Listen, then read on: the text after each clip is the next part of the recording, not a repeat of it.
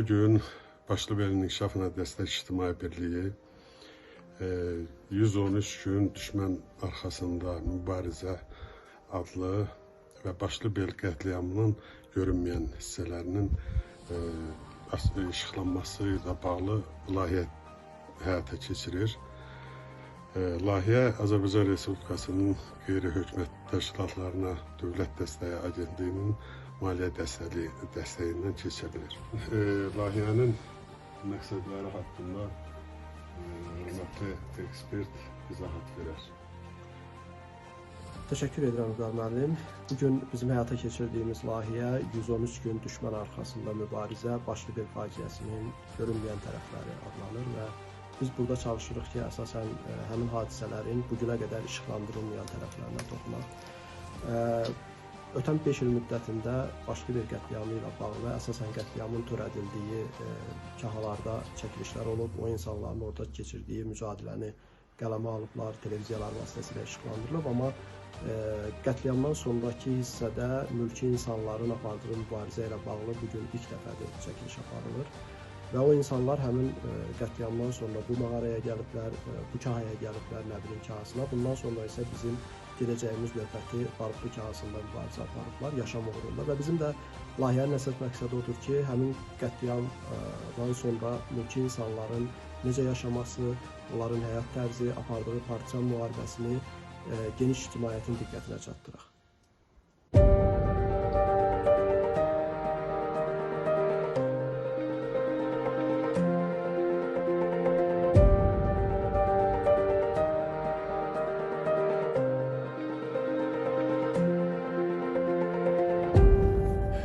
1993-cü il aprel ayının 18-i Kəlbəcər rayonu işğal olunduqdan sonra Başlıbel kəndinə də erməni hərbi birləşmələri daxil oldular və erməni hərbi birləşmələri kəşfiyyat qrupu bizim məskunlaşdığımız portda deyilən bir ərazi vardı. Bu həmin kahaları tapdıqdan sonra saat 2 radələrində günorta güclü hücuma keçdilər. Həmin atışma nəticəsində bizim mühasirədə qalan insanlarımızdan 12 nəfəri qətlə yetirdilər, şəhid oldu. 14 nəfərimizə əsir apardılar. Sonra isə demək döyüş gecə saat 2 radələrinə qədər davam elədi. Həmin döyüşdə mən də sol qolumdan ağır güllə yarası aldım. Demək olar ki, yoldaşların əksəriyyəti yaralandı. Və biz iki qrupa bölündük, o kahada qalan insanlar. Bir qrup başqa bir istiqamətdə, Sadığın Putkası deyilən bir istiqamətdə üz tutdu. Bizim qrupu isə Nəbinin kahası deyilən bu əraziyə biz üz tutduq, gəldik Nəbinin kahasına. Demək, Nəbinin kahasına gələndə çox böyük bir əzab, əziyyətlə. Həmin gecədə, ayın 18-dən 19-una keçən gecə elə bir hava idi ki, çoğun, qar, qiyamət, sanki Allah Taala'nın bir möcüzəsi idi. Allah bizə elə bir ki, belə götürəkdə bir yol açdı bizim üçün ki, yəni o təhlükəni soğuşdurmaq üçün. Belə çox əzab əziyyətlə, yəni gecə qaranlıq, səhərə yaxındır. Demək olar ki, dan yeri təzə ağarır. Çox böyük əzabla, bax bu qayalardan tuta-tuta, yıxıla, dura-dura, çox çətinliklə gəlib axır ki, nəzərdə tutduğumuz istiqamətə gəldik, yəni məkana gəldik, çatdıq. Həmin məkana çatdıqdan sonra artıq biz bir balaca təhlükədən uzaqlaşandan sonra həyatımız üçün, yəni sabah üçün biz nə edəcəyimiz haqqında başladıq planlar cızmağa. Və o nəzərdə tutduğumuz gələcəyimiz yer, yəni məskunlaşdığımız yer, bax, bura, Nəbinin kahası, bax, bu ərazidir ki, biz eynilə əvvəldən də bu ərazini biz nəzərdə tutmuşduq ki, bizim ilk yığınacaq yerimiz bura olsun.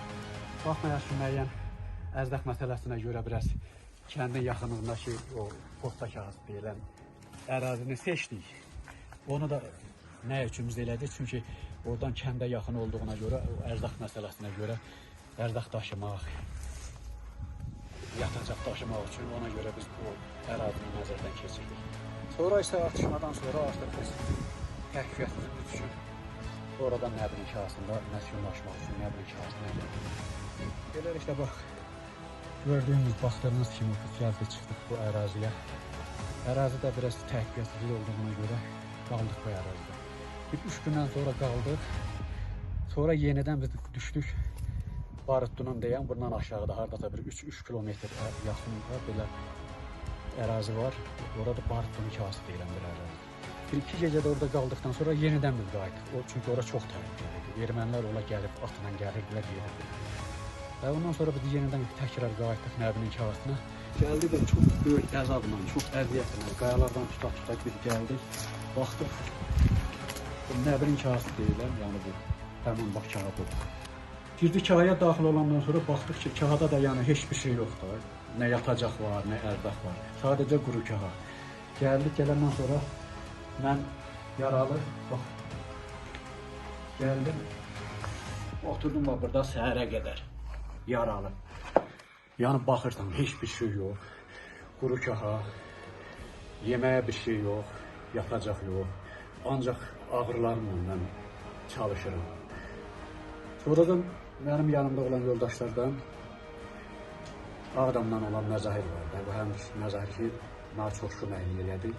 Allah onun canını sağ eləsin. Məzahir mənim yarama baxdı. Mən ona dedim ki, köynəyin qolunca qan axmamaq üçün.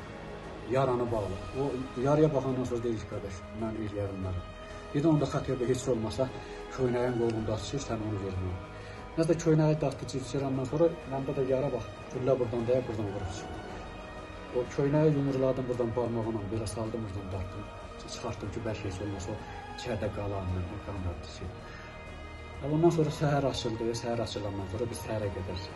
Sonra bu kahanın ağabında deyilən, onu mən köhnə bu insanlardan eşitmişəm ki, necə? Belə bir ot vardı, ona köpəcək deyirdilər, nəsə.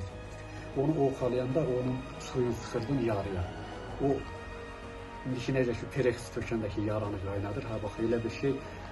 Onu Məzahirə dedim ki, Məzahir, belə bir şey eləyə bilərsən. O da əvvəl dedi ki, mən onu eləyə bilməm, çünki mənim qolum yaralıdır, təkərli. Onu daşla döyülürdüm, xeyli döyəndən sonra, onu suyu çıxandan sonra buradan yaranın burasına şey eləyəndən sonra bax, o zülümlə, o əziyyətindən bir.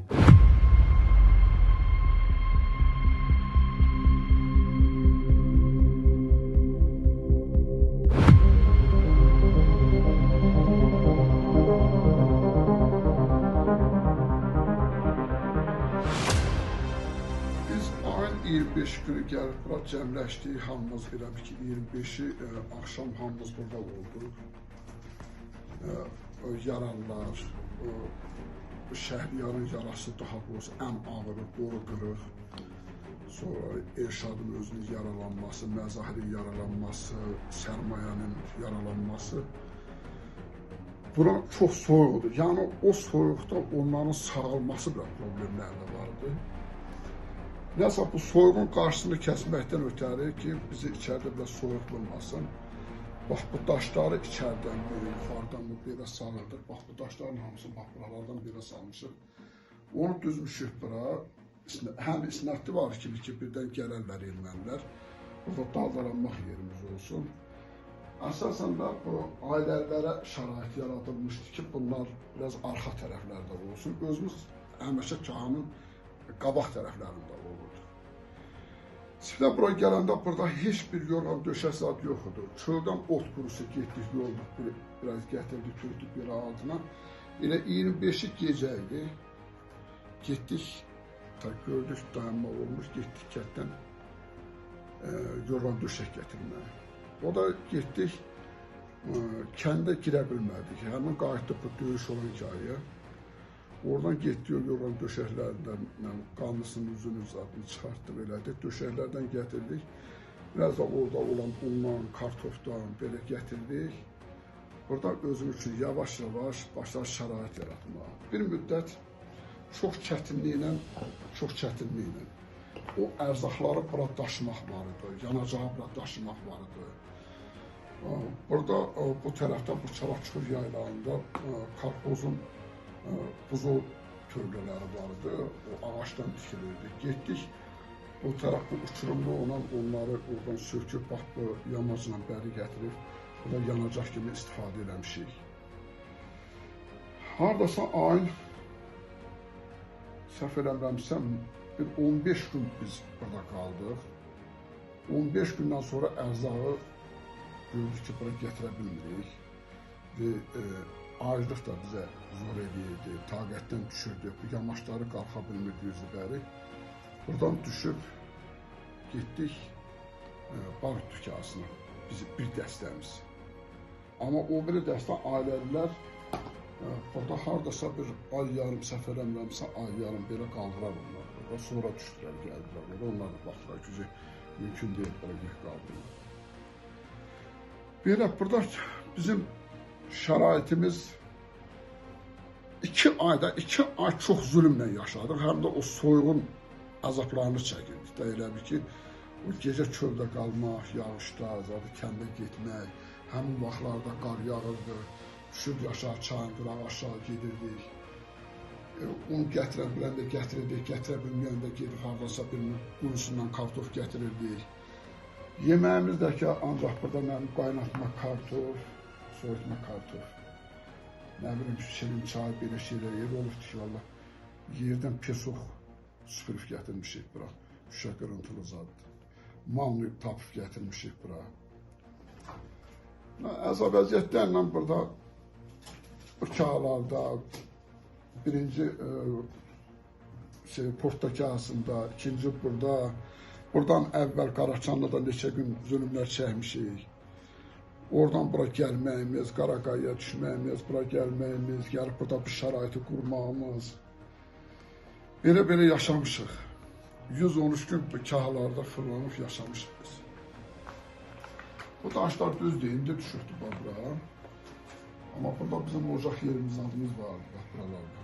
Düzdür, buradakı əşyaların hamısını aparmışıq, aşağıdakı kahaya aparmışdır, barut dükanasını. Belə.